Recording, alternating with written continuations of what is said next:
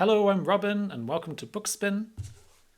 Cosmicomics, first published in Italian in 1965. The English translation came out in 1968. This is a collection of short stories by the postmodernist writer Italo Calvino. This is the second of his books that I've read.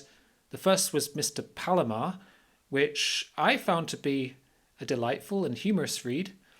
Unfortunately, this one was a bit more of a mixed bag for me, but a lot of people love it and rank it very highly. And it's certainly a unique book, unlike anything else I've yet come across.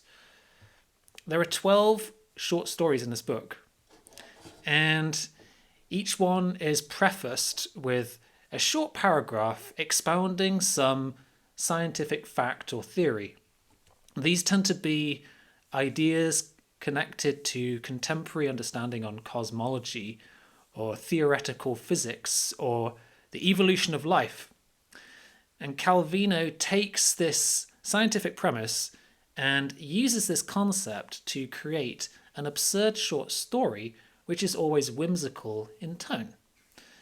Each of the stories is told in the first person by some cosmic ageless being who is usually named at the start of the story with an unpronounceable name. I'll put it up on the screen for you and you can draw your own conclusion about how that's supposed to be pronounced. All of the characters have these weird names like that. Anyway, it's not really clear what the identity of this narrator is supposed to be. He seems to transcend time and space. And there are some stories which are more earthbound, where he's identified to be an animal, such as an amphibian or a sea mollusk or the last remaining dinosaur on Earth. And his character and the other beings around him are always heavily anthropomorphized, and they always undergo strong emotional states such as desire, jealousy, pride, and embarrassment. And these stories are very abstract. They tend to have a mythological or fable-like feel to them. And they're also very preposterous and frequently employ absurd humor. It was a bit of a hit and miss collection for me, and unfortunately, I didn't care for a lot of the stories, and I'll explain why in a minute. But first, let me mention the ones that I did enjoy. So my favorite story in this volume is called The Light Years. And this one is about two people from different galaxies having a conversation with each other. These two galaxies are 100 million light years away from each other, moving away at the speed of light. And one day the narrator notices a sign pointed at him from the other galaxy saying, "I saw you." Since it had taken 100 million years for the light to reach the galaxy who had observed him, plus another 100 million years for the message to arrive, he calculates that whatever the observer in the other galaxy saw happened exactly 200 million years ago.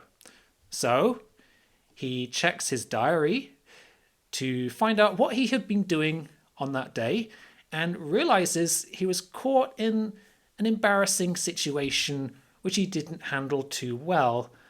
And he's worried about what other observers from other galaxies might think.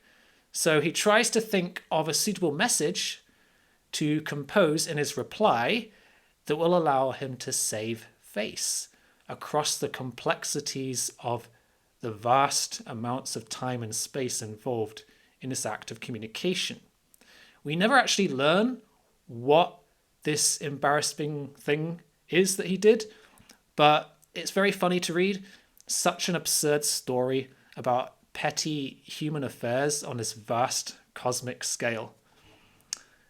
Another couple of stories that I enjoyed were The Distance of the Moon, which I think is the most famous one in this collection. And it's a parable on the separation of the moon from the Earth, and The Aquatic Uncle, which is set during a stage in evolution when sea animals left the water and came to live on the land. So in the latter story, we follow a land-based amphibian who has a stubborn old uncle who has decided to stay behind in the sea as a fish and is a constant source of embarrassment for the narrator. So we have stories like these, which I think are both preposterous and entertaining, and I could probably enjoy them again on a reread. Unfortunately, most of the other stories didn't quite hit the mark for me. I think it's because they are too abstract and too concept focused, and there's not enough exploration of characters or plot to really enjoy stories. At least once the narrator even delves into a lengthy stream of consciousness which lasts for several pages. For me, this doesn't make for a very immersive reading experience. And while these stories are interspersed with some very beautiful writing and amusing moments, it wasn't enough to engage my attention for much of the book. And there were times when I lost interest and was impatient to move on to the next story. While it's a novelty to read stories about metaphysical concepts from the point of view of a subatomic particle or the love life of a sea snail, the exposition is too dense and the characters are too unrelatable for me to enjoy these episodes as anything more than brief vignettes. Most of these stories would be worth 2 stars for me, but I'm going to be generous and give this book a 3-star rating because, as I said, there are a few of them in there that I really liked, and in the hands of another reader, you might actually love it because it's got plenty of rave reviews on Goodreads. If you have read this, please let me know your thoughts in the comments below. BookSpinner time again. We have a new title in the BookSpinner library that is Dark Matter: Tales from the Darker Side of Science Fiction by John Chapman, who I follow on YouTube. You can check out his YouTube channel. It's called News from the Gelding, and I'll link it down below. He does things like vintage sci-fi book hauls and book reviews and things like that. So let's see what I'm going to read next.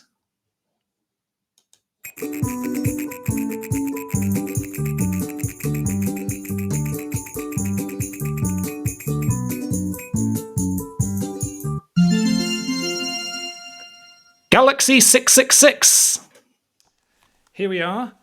Galaxy 666 by Pel Toro.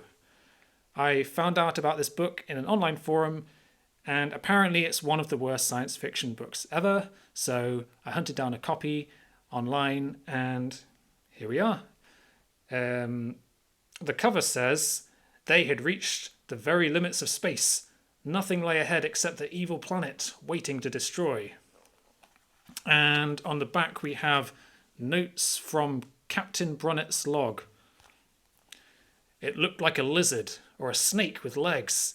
It had a large flattish head, 3 eyes set in a triangular formation, and a round food intake in the centre of the face. There was no chin. The head perched high on a mottled leathery neck. The skin on its back was ribbed and corrugated. This creature was the first living thing we encountered on the sinister planet. Intriguing. Review coming soon.